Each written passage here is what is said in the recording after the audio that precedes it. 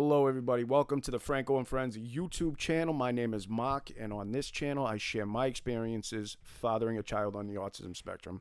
So today, I want to talk a little bit about the power of wording, right?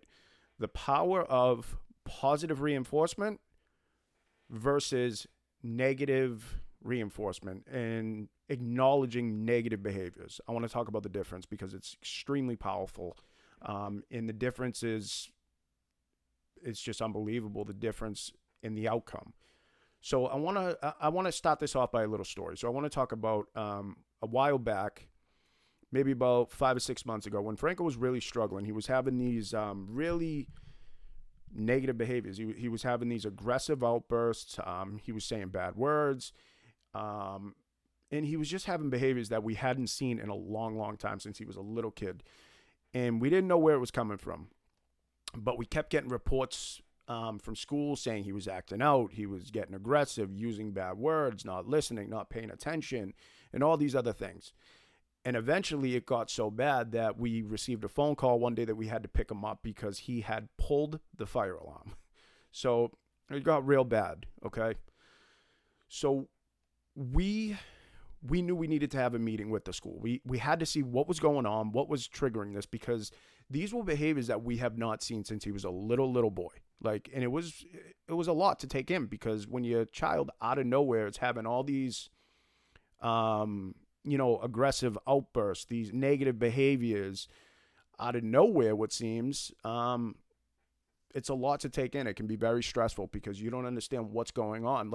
Yes, my son is verbal, but on the other hand, he doesn't really, a lot of typical children don't like to talk about their school day. And my son is just like that, but times 10. He doesn't want to tell me anything about his day. So it's very, very difficult for me to get any feedback as to what went on during the day at school.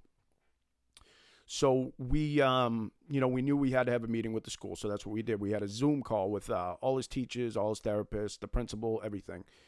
And we ended up finding out that the way that they were reprimanding him or trying to teach him was not right. It was actually the opposite of the way that you're supposed to, especially in regards to social stories and wording. And that's, in a little bit, I'm going to get back to talking about the power of wording, okay?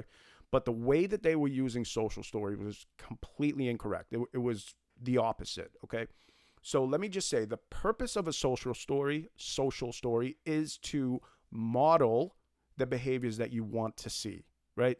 So say if a child is not playing appropriately with another child, you want to show them a social story of the ways to interact and to appropriately play and engage with their peers, right? What you wouldn't do is call out the negative behaviors and pay more attention to the negative behaviors, okay? So I'm going to give you an example of the social story that they were using, which was incorrect, okay? So Franco was going through this phase where he was saying bad words.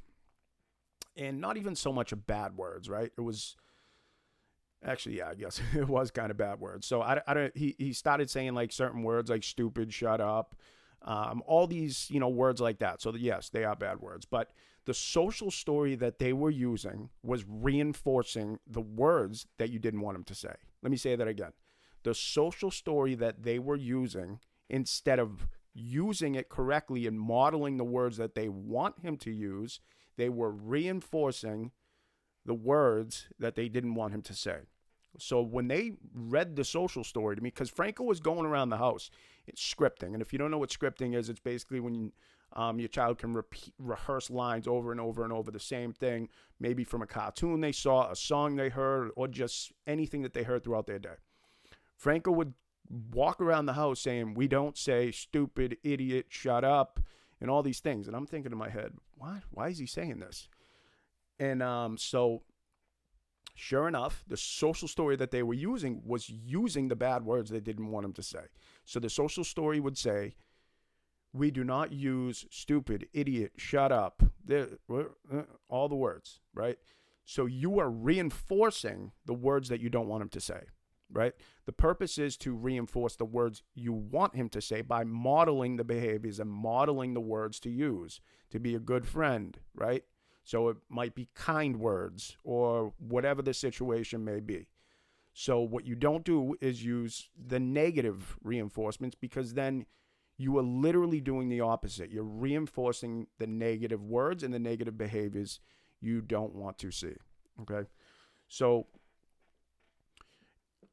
and now to get into more into the power of wording, right? So when you are reprimanding your kid, or you're trying to teach a kid, or you're trying to correct a behavior, rather than putting all your energy into necessarily correcting the bad behavior, you want to model the positive behavior. And when I'm talking this time, I'm talking specifically about wording. Okay. So Franco's thing is Furbies. He loves Furbies. And the way that we do it, his reinforcements are Furbies. Okay. So maybe for a week, he'll earn a certain amount of money that goes towards his Furbies. So rather than saying, when Franco is having a tough day, when using his token board, and if he's doing bad, we don't say, you're doing bad, you're not going to earn. Nope, looks like you didn't earn. Nope, you're not going to earn. Rather than saying that, what we do say is, Franco, do you think you're having a tough day today, buddy? Because I really want you to get back on track, because I want you to earn your Furby. Look at your Furby. It's going to make you so happy. And I just want to see you so happy. We can all have fun. We can play. And I want to see how happy you are by using your kind words and your good behaviors, right? So by using that strategy, you're modeling the words and the behaviors that you want to see, rather than paying attention to the negative behaviors. And just the flipping around to the wording like that will really make a difference. It really does. And we saw a huge difference when we started doing this with Franco. And another thing I want to talk about as far as the power of wording, okay? Because recently I had a mother reach out to me and saying that her son was really struggling with transitions. Every time that she told her child, it's over, or stop, or that's the end, or I forget the exact wording. I think it was done, the exact wording she was using. And I told her, maybe that's just a trigger word for your child. Maybe you just need to literally change the wording up. I know that sounds, kind of crazy, but just try it out. Maybe you could say, we are all done, or I don't remember the exact situation, but just flipping the wording around from done to stop to end, or to we are all done, or, something, whatever works for your child. Obviously, you have to distinguish what wording you would use for your child. But then she reached back out to me and she was like, it's crazy how the difference that there is just by changing the wording around.